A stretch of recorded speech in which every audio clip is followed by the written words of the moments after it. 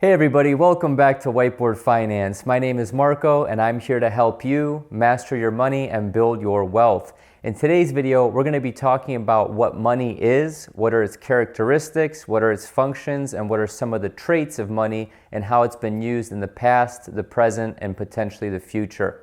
So I wanted to touch on this because we all work, pretty much a third of our lives to save money, invest money, spend it, give it away, do whatever we want to do with our money. But at the end of the day, what is this? This is just a piece of paper. It's got a guy's face on it, a building on the back. I can go to the store. I can maybe get like a $5 footlong at Subway. I don't know if they do that anymore. But what is this and how does this allow me to buy things? So let's talk about money and how it was used in the past. If you're an American or you're primarily used to using US dollars, that's pretty much all you've used your entire life. However, money is just a medium of exchange and it has three different functions. Money used to be salt, it used to be seashells, it used to be bartering of goods, it used to be pretty much anything that had these three characteristics. So without further ado, let's get into the three functions of money. Okay, the first one is that money is a store of value. Okay, so what does this mean? This means that if I go to work tonight and I make $100 and I get a $100 bill, this means that I don't necessarily need to spend that money right away because it's not going to rot. If I was paid in fish, I would only have a finite amount of time before that fish goes bad or before it rots, okay? I can maybe freeze the fish, refrigerate the fish, but with money, it is a store of value that can be worth, what it's worth today, tomorrow, next week, potentially next year. So first, money is a store of value. It holds value over time. Number two is that money is a unit of account. Okay? So unit of account pretty much means this, okay? You can think of money as kind of like a measuring stick or kind of like an equalizer that gives everything value. So say, for example, I want to buy a car and a gentleman is selling a car on Craigslist or at the dealership or wherever you want to buy a car. And I go to that person and I say, oh, nice car. Here, I'll give you 20 iPhones for that car. Well, that person may not necessarily want to barter with 20 iPhones. He may not have a need for 20 iPhones, or he may not think that his car is worth 20 iPhones. He may think it's more. Maybe it's worth 23 iPhones. So money pretty much equalizes the playing field. So it's kind of like a yardstick to measure the amount of units that we need to purchase something, okay? So if the car is worth $20,000, I can take my $20,000 from my bank account and purchase that car, and that person can then use that $20,000 to do whatever they choose to do with it. Okay? So third, money is a medium, and this is, in my opinion, its most primary function, medium of exchange. So medium of exchange is pretty much what enables us to trade, to barter, to do commerce, okay? That's pretty much what money allows us to do.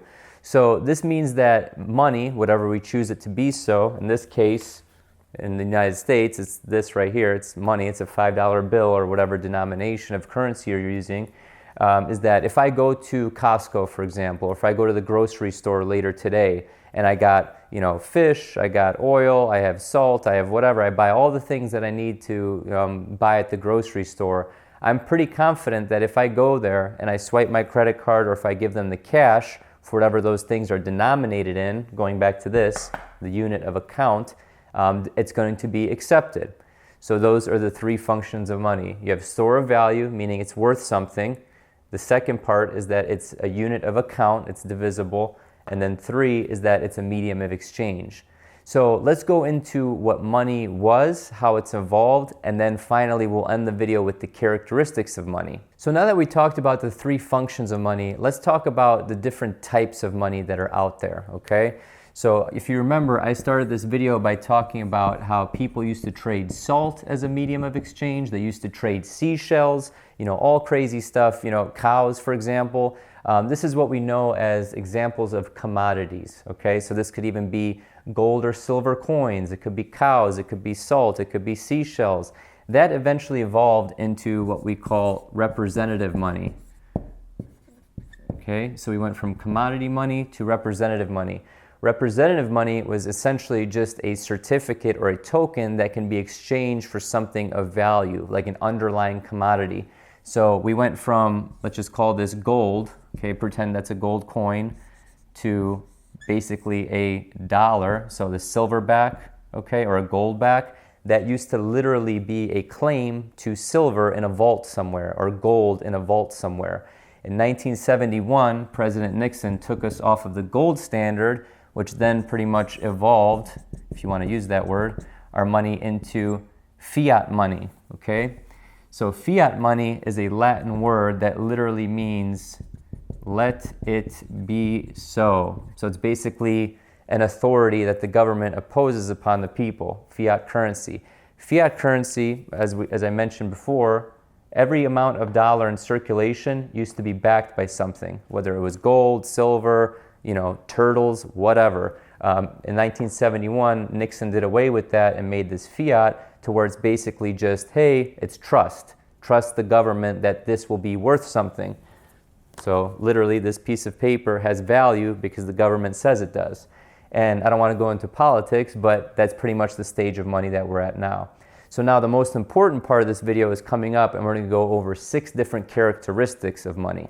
Okay, so the 6 different characteristics of money are pretty much the whole point of making this video. The functions are important, knowing what type of money we're dealing with is important, but these are the characteristics that really make money money. So the first one is what we call durability. So durability literally means, as you remember my example from earlier, say for example, I'm paid in corn or fish, for example. Fish are not durable. Fish can rot, unless you put them in the freezer or refrigerator.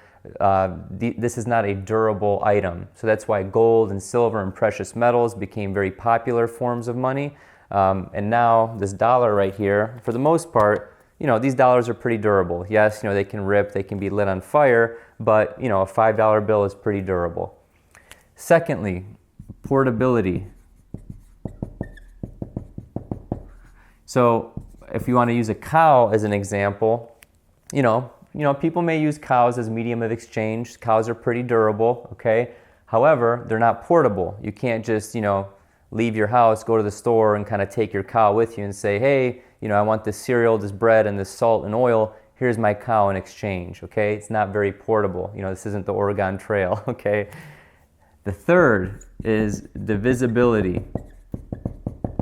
So how divisible is your money, okay? So back to the example of using a cow, you can take the cow. Yes, that's a cow. Moo. That's like a bird cow. That's disgusting. I'm sorry. I'm going to erase that. Terrible. So anyway, you can't just go to the grocery store and give, 1/6 of a cow. Okay, you can't just take its ear and give it to the person, right? So divisibility needs to be important. So that's why this currency, this fiat currency here, it can be divisible. $100 bills, $20 bills, $10 bills, $5 bills, coins, etc., etc. Okay. Number 4 is uniformity. So going back to that earlier example, it's like let's just use a cow for example. There's big cows, little cows, medium-sized cows. These bills are always going to be the same size. They're uniform in shape, size, weight, things like that. It's very easy to transport and it's very uniform. Number 5, limited supply.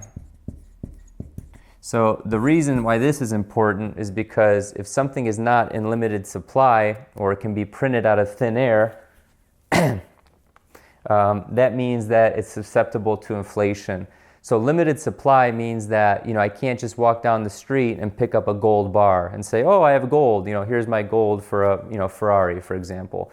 It needs to maintain its value by being limited, okay? So there needs to be a certain amount of effort that needs to be performed to extract the precious metal, to mine the Bitcoin, to be able to extract the type of money and put it into circulation, for example. Now, we have the Federal Reserve, and those things are printed pretty easily, so keep that in mind. And then finally, the sixth characteristic of money is acceptability, okay? So this goes back to the example of basically, hey, if I go to the grocery store, if I go to Costco and I buy all my items and give them a dollar bill or whatever the money is, it's acceptable. So is it widely accepted? Does everyone recognize it? So I may go into a Ferrari dealership with 1 million cows, but that doesn't matter because they don't necessarily trade their goods, their Ferraris, in cows, okay? So that's the sixth characteristic of money. So I know this wasn't a video where I go into the 5 best bank accounts for 2020, you know. The point of these videos are to get you thinking a little bit more about, you know, what this actually is, you know, what it takes to obtain this, and that at the end of the day, money, as we know it in terms of US dollars or fiat currency, is just a game. You need to figure out how to acquire these pieces of paper because that's what we're dealing with right now. Now, I'm going to make this a 2-part series where I compare these characteristics of money to fiat currency, to Bitcoin, and also to gold. I think it's going to be a very interesting video, but it's going to be a long video, so I wanted to break this up into 2 parts. So I hope you guys learned something. If you have any friends or relatives that didn't know this, please share the video with them. And as always, check out my free investing guide below. It took a lot of time and effort to create that, and it's absolutely free. Thank you so much, everybody, and have a prosperous day.